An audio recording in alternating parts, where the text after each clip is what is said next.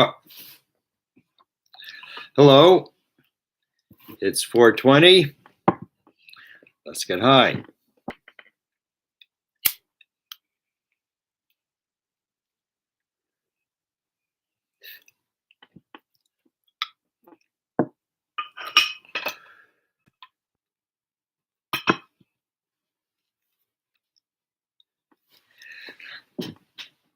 Today is the second day of Passover. You know, Passover actually comes from the word Pesach. And Pesach means to jump over, to skip. Because to get the Jewish people out of Mitzrayim, out of this confine, that ultimately the Creator, who knows who is who, went through and killed all the firstborn of the Mitzrayim, of the Egyptians, and until finally they said, no, take your people and go. We don't want you here no more. Tried to keep us, and finally just go, because it was kind of a fight. It was a spiritual power struggle. And in Egypt, religion and magician, are the same thing. And they had all this power to be able to, sort of like witchcraft. I mean, they had power like over different things, over the nature. And they could make things appear that out of nothing seemingly. And so when Moshe came with the power of God, so Pharaoh thought, you're just a better magician. So there was 10 plagues until finally they said leave. And to do that, God skipped over the houses of the Jewish people, and they put a sign on the door, because there was a called the Paschal Lamb. Everyone was commanded to take a lamb or make a part of people, and they would all share the lamb. And on that night, it was slaughtered, and it was cut into pieces and put on fire, not put on, but put on top of a fire, in order it should look like an embryo. And on the outside of the door, no one was allowed to leave. They put the blood on the lentil and the mezuzot, the two sides. And the whole thing's about birth. And that's one of the signs of birth, is the woman, shows blood, and what was being born. The Jewish people were being born, but it's a whole process, actually a 7-day process. And here we are in the second day, because the first day we left, and it says that we left with an outstretched arm. This was written into the Torah. So the Talmud comes along and says, in case you thought the arm was stretched out in front of us, that's not what it was. It was above our head, because the arm is connected to the heart, and this showed how the heart was above the head.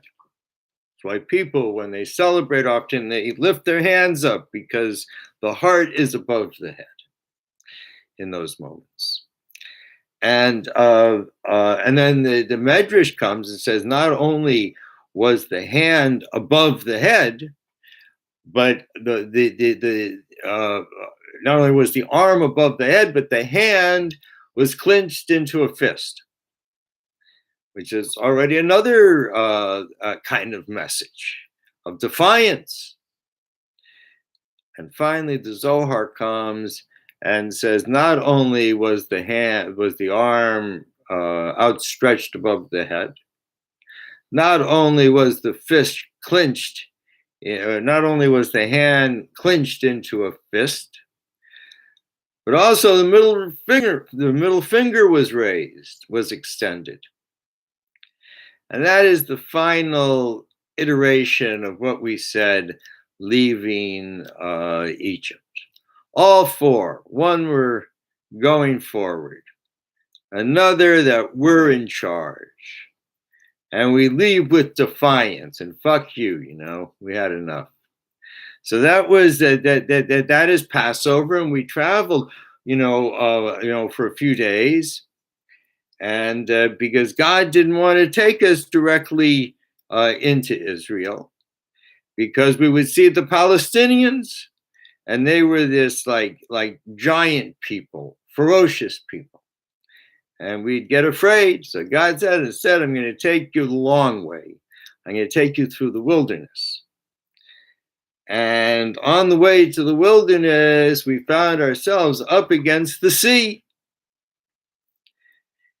And the Egyptian army tracking us told Pharaoh, the people are lost. They left. They don't know where they're going. And Pharaoh said, I thought so. Now's the time to kill them. And took the whole army, and we're just going to push them into the sea. And a thing that has been claimed on us a number of times through history. And people were trying to push us into the sea.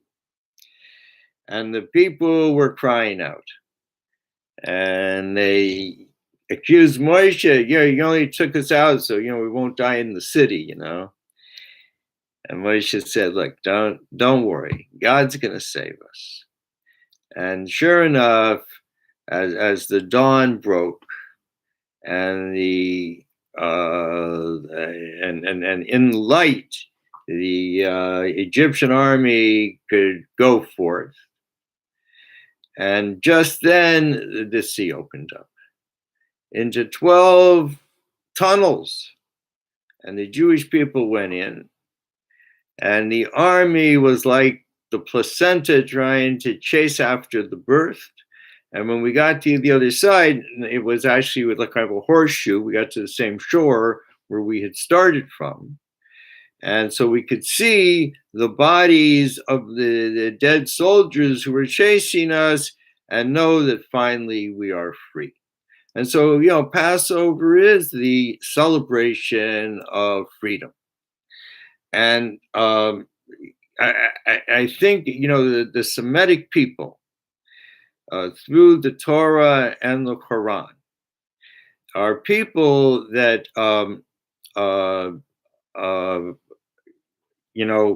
we proclaim the Creator, and our books, are prophecy. I was thinking about this. I just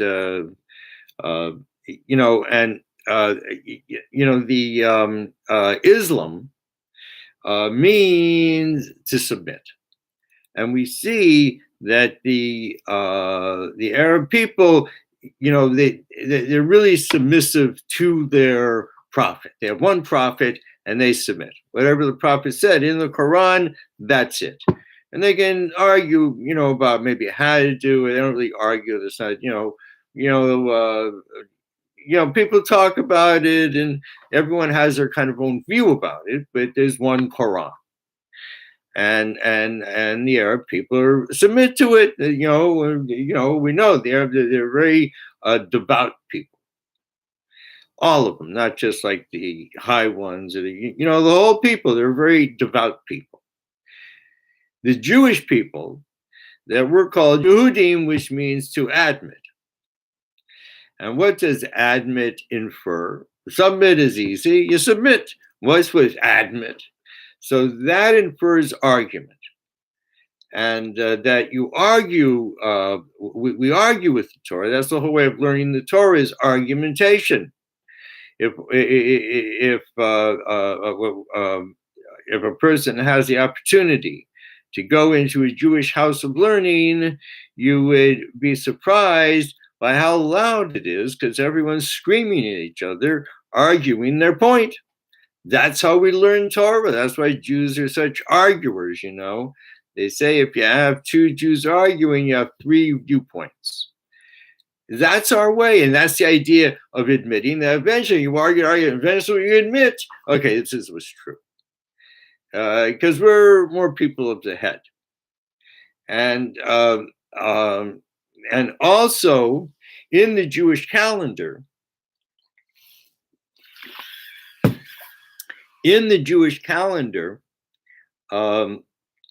we have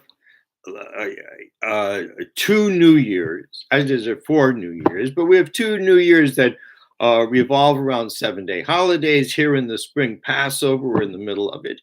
And 6 months later, Sukkot, where we sit in a hut. On Passover, you can eat wherever you want, but you can't eat chametz. But on Sukkot, you can eat whatever you want, but you can eat, you have to eat it in the sukkah. So these are these 2 7-day holidays, both beginning on the full moon. And the difference between them is that in the fall, after these 7 days, immediately you have an 8th day. And that 8th day is like, 8 is like infinity. And it says like the way we get to the beginning of the week is at the end of the 7th day, it's about to go into 8. And so it reverts back to 1. Because we're always like, within infinity. We are the finite within infinity, so we can never reach the 8. Except a couple of times a year in the Jewish calendar, where after 7 you hit 8, and that's just this huge holiday. And you have it both in the fall, at the end of the 7-day holiday Sukkot, and in the spring, but not at the end of the 7 days, but rather 40, over 40 years, 49 days later from the beginning of the holiday, because we count these days starting like last night was the beginning of the 2nd day. So we count that this is the first day of the Omer. And that's what we call it, the Omer, because it was a certain thing they had to pick, and they brought to the temple, and it would be sacrificed, this wheat, on the 50th day, which is the holiday of Shavuot, which is the day the Torah was received. And on that day, this is considered the 8th day, that extra day. And so on the 8th, but we needed 49 days to get there. Why 49? 7 times 7. So there's 7 weeks between the beginning of Passover and the holiday of Shavuot, means vows, because that's the marriage. That's when the Jewish people marry God. That's what our trip is. See, because marriage is when the man has to give the woman something of value, and then the woman, she doesn't give herself to the man. What she gives is her sex, meaning that she'll only have sex with that man. That's the marriage. And generally that's, that's the kind of thing that's such a strong commitment that it just, it kind of adheres one to the other and makes for a very strong union. And so in this case, just a second, my battery is low. In this case, not mine personally, but the computer. In this case, God gave the Jewish people the 10 commandments, and we gave ourselves, our energy, our attention, our love to the Creator to do the commandments, to do what God wants us to do. And that's the marriage, which happens 50 days later. So what's the difference between these two? Well, the year is divided up into male and female. And the male year begins at, in the fall. And so it's Rosh Hashanah, Yom Kippur. These are making of the king. And then you have the 7 days of Sukkot, and then the 8th day called Shemini Atzeret, the 8th day of gathering in. And it says on that day is released I wouldn't call it primordial, but is released a spiritual drop of semen, which then is the conception of the year. And this is the male half of the year, which ends at Pesach, which is a birth, and begins the female part of the year. And so it begins with the birth, and then proceeds to the marriage. And then after the marriage, we come back to Israel and we build the Beit HaMikdash. And then a few months later, Rome comes and destroys the temple. And that's the divorce. And then the last month of the female part of the year is Virgo, where she returns back to being virgin. And that leads then to the male half of the year.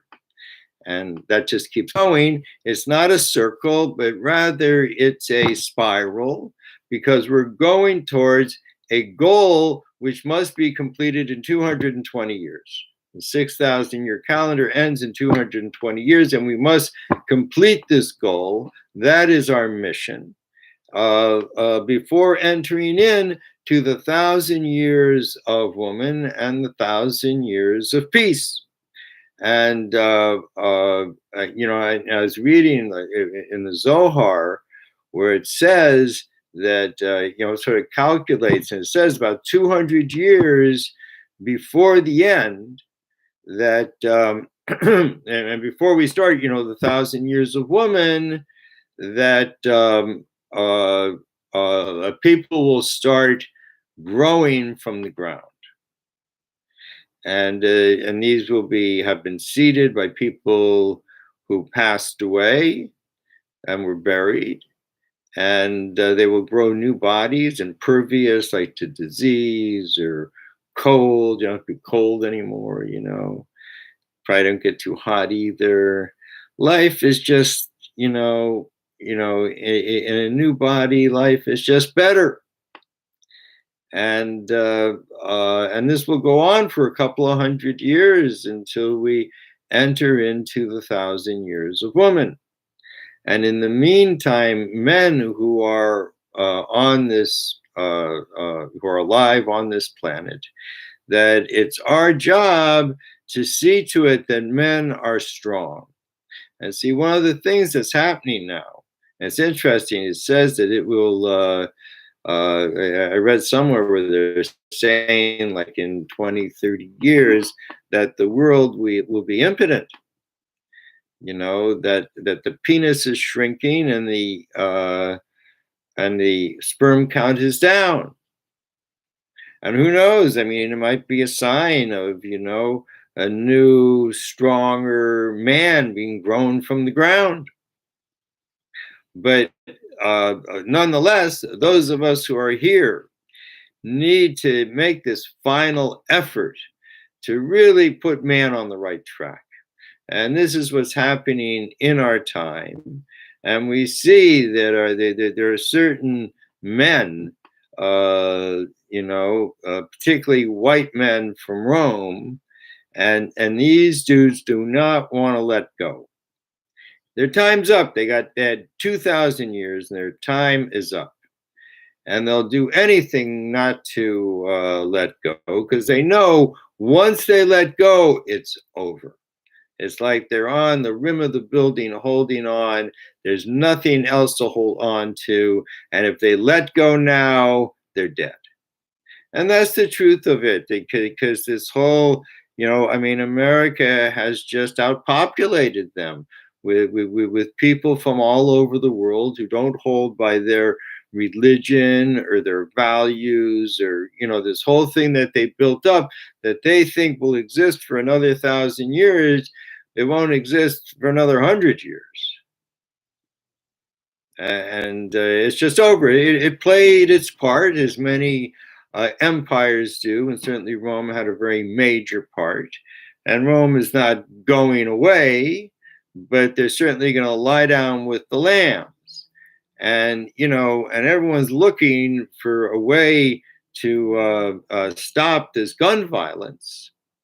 And but I just want to throw my opinion out there that the reason we have so many guns in America, certainly people have, done what they've done to manipulate people into thinking they should have guns or whatever, but that's not the root reason. The root reason is because our economy is based on war. And there's always just an overflow of weapons. And because if you're in the military, things go obsolete very quick. They cost a lot of money. It's obsolete. Throw it out. Find it on the corner somewhere. You can buy spare parts from it. And they paid a huge amount of money for this. And that's the military. They're just gushing money. They need the best. They need and why? So we can go around the world and make the world in our image, so that we can be at the top and we can control the world, which is, that's the whole Roman plan in the beginning, is to conquer the world. And they had 2,000 years, and they tried numerous times. Maybe even one could say that they succeeded. Certainly with the war, in Iraq, where the whole world stood against America, and America said, we're going to do it anyways, and you're going to help us. And that's what happened. And showed ourselves to be the rulers of the world, and it turned out to be a disaster, along with all the other wars. And the only way we're going to get guns out of our society is when we stop going around the world telling everyone what to do and producing more and more guns. Because the less guns we produce for the for the military, and the less weaponry we produce for the military, the less they'll be on the street. And their guns should shrink than their penises, but whatever.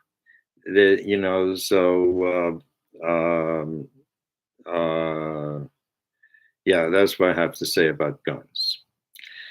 And so I said a few things today, and I have a little bit more time. And we don't have any questions today. The other day we had a million questions. All right. So without any questions, maybe I'll just have something to smoke, and maybe I'll think of a question.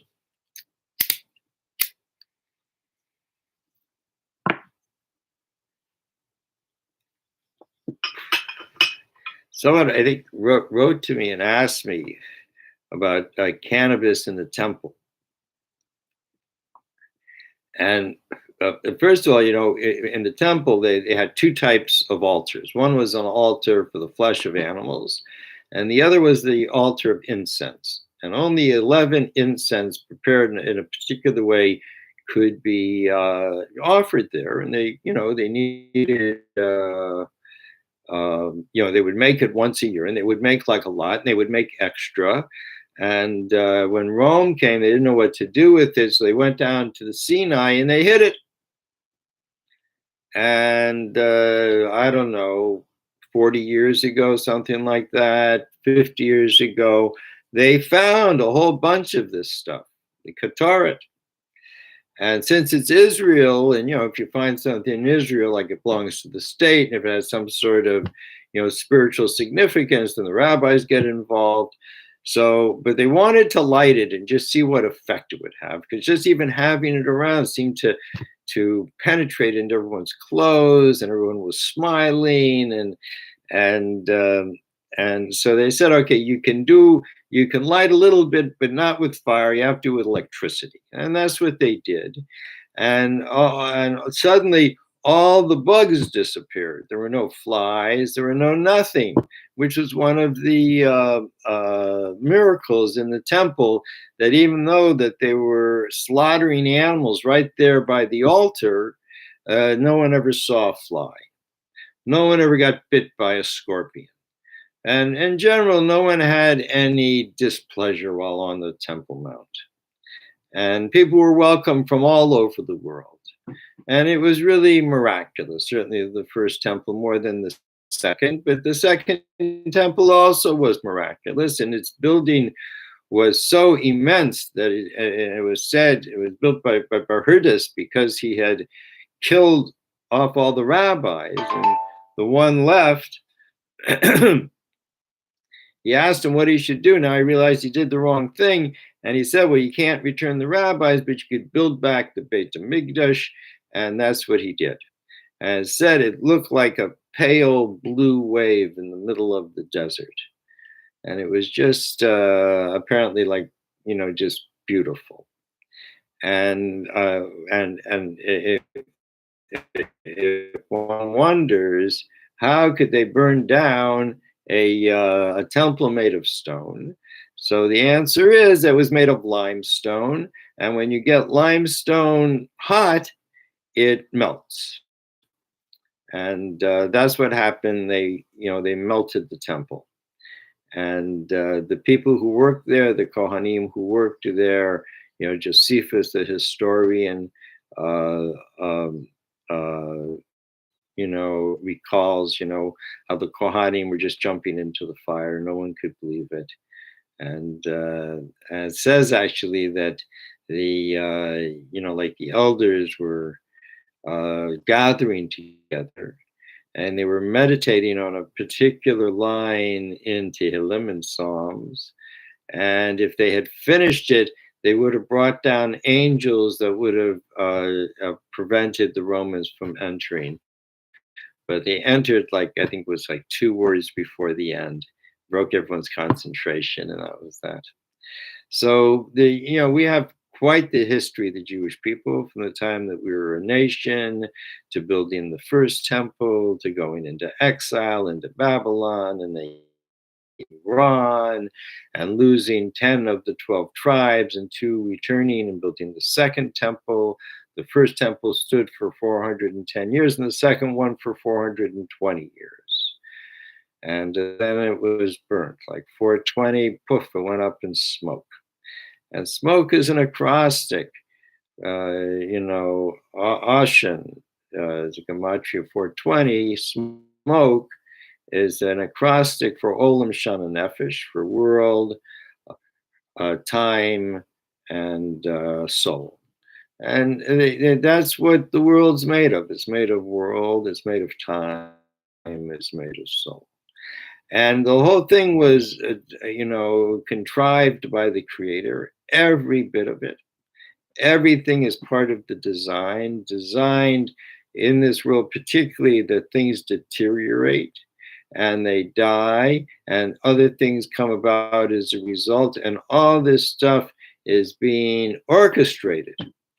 And towards this end, which is happening as we go into the 1,000 years of woman and peace. But we don't want to do it as impotent men. We want to do it as strong men who hold our women above ourselves. So that is really the, the direction where we're going. Each